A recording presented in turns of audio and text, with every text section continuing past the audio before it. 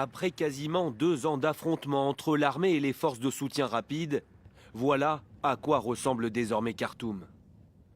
Une ville défigurée, méconnaissable, où la population civile, prise en étau entre deux feux, paie un très lourd tribut. Ici, on a retrouvé 15 corps. Parfois, les victimes avaient les mains attachées.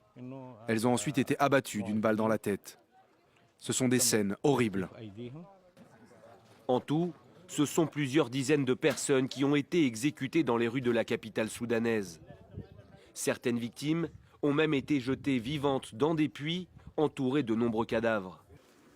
Sur place, les combats et les bombardements meurtriers des deux camps se sont intensifiés ces derniers jours, notamment autour du palais présidentiel.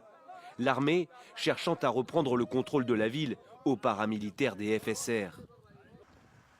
Des paramilitaires qui, selon l'ONU, ont procédé à des exécutions sommaires et des détentions arbitraires dans l'est de la capitale. Cette guerre sanglante et fratricide a déjà fait des dizaines de milliers de morts et provoqué l'une des pires crises humanitaires au monde.